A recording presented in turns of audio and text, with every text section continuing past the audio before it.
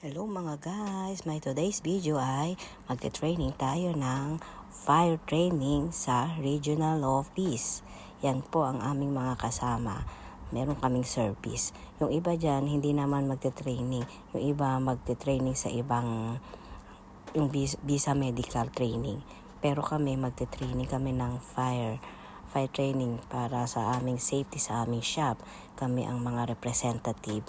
Bawat shop is may representative na para mag-training. Iba-iba kasing shop yan. Kami yung sa shop dito, 10 kaming magte-training. Yan po, paalis na kami. Medyo traffic, kaya tingin-tingin muna tayo ng ng place sa labas. Yan, para hindi tayo mainip. Yan po, ayun ang Lulu. Yan, buti na lang, konti lang, hindi masyado matraffic, konti lang sa start lang. Yan po ang Dubai. Kita nyo naman, ang ganda ng Dubai, ang linis-linis, ang ganda-ganda ng mga building. Di po ba ang Dubai ay isa sa pinakamayamang bansa sa ating mundo? Sana gano'n din ang Pilipinas. Walang basura, malinis ang daan, magaganda ang place. Sana mapaganda rin natin ang ating place sa Pilipinas. Kahit saan ka magpunta, malinis, magandang hangin, walang umuusok na tambucho. Tingnan nyo po, walang mga usok ng tambucho. Di po ba? Tapos ang ganda ng mga building. Yan. At malapit na po kaming dumating sa aming pupuntahan. Ayan, medyo industrial city na yan. Pero marami pa rin mga building. Diyan maraming mga school. Yan po, ang luwag-luwag ng Dubai, maraming space. Marami pang mga parking. Yan. Kaso nga lang, mahilig sila sa roundabout. At eto na po kami sa Regional Office. Pababa na kami. Ayan, nagsisipag-hi-hi na sila. Hello mga guys. Yan. Nauna na sila, papunta na kami doon sa loob. Yan, ang linis-linis din ng parking, ang luwag-luwag. Di po ba? Ganda. Parking pa lang yan. Paano pa kaya sa loob? Ayan, papasok na kami sa loob. Ayan po, sa likod kami dumadaan. Yan, nandyan na kami sa loob, sa reception. Natanong na kung saan kami pupunta. Ayan. Meron kaming assistant para pumunta doon kasi isang car lang ginagamit para dyan sa kanilang daan. At kami ang naunang team, Karama team. Yan. Pupo na kami habang naantay namin ang iba. At yan po, at puno na kami. Marami na silang dumating. Mag-i-start na kami. Ayan o. Hi, say hi. Yan po. Yan, nag-start na kami.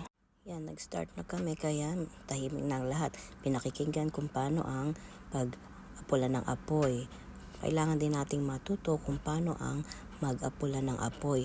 Dapat may presence of mind para hindi tayo maaligaga. Minsan kasi, 'di ba, kapag sinabing sunog, tatakbo na, sisigaw na. Dapat po, wag po tayong sumigaw, wag maalarma. Pero syempre, hindi natin masasabi sa ibang tao o kahit sa ating sarili, hindi rin natin alam kung anong mangyayari. Di po ba? Kaya yan po. Tapos po, mag-break muna tayo.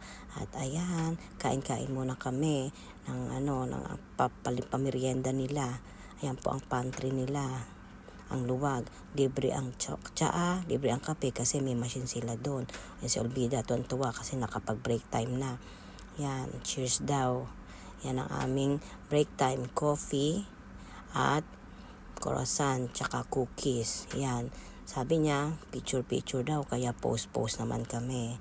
Ayan, kala nila totoong-totoo. O ayan, post pa yan. Yung pala, wow, mali. Video pala yan. Ayan, say hi na lang daw sila. Kala nila, picture, video. Mahilig kasi magsipag-post.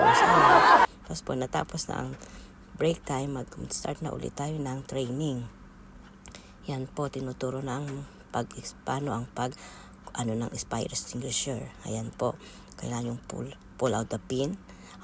Tapos po, ayan, check muna natin kung gumagana ang fire extinguisher. Tapos po, itututok natin sa pinaka base. Ayan po, para maapula ang apoy. Yan ang paano paggawan, para pag apula ng apoy dyan. Kailangan meron mang 4.5 centimeter meter, 4.5 meters. Yan po, kailangan po nating malaman ng mga yan para sa ating kaligtasan din po. Para sa kitchen, ayan po, kailangan blanket or kumot or na dapat itatakip dyan. Hindi po tubig ang ibubuhos kasi lalo pong lalaking apoy kapag tubig ang inibinuhos nyo. Kaya lagi nyong tatakpan para po maapula ang apoy. At kung paano rin po ang pagtulong sa mga tao na kapag nasa sunog, yan po. At marami pang iba na hindi naman natin ma-apply sa atin, pero yung mga basic lang naman ang kailangan nating i-apply sa ating bahay or sa company. Pero dito company yan, kaya yan kailangan i-inspect daw or kailangan yung mga kung expired na ang mga ganyan. Ito na po ang ating fire actual training.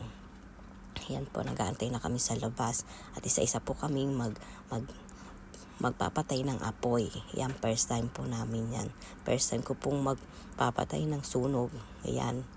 Pero LPG gas lang naman ang gamit. Ayan. Pero success pa rin kasi nalaman natin kung paano ang paggamit at pagpatay ng apoy.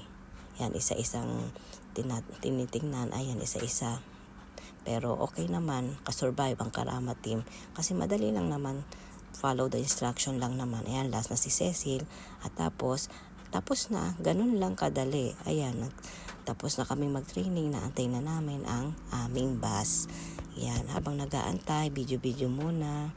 Ayan, di ba? Ganda ng regional office, no? Ayaw niyang magpa-picture dyan sa Lulu. Pero ayan, video na lang. Ayaw niya ng picture, di ba?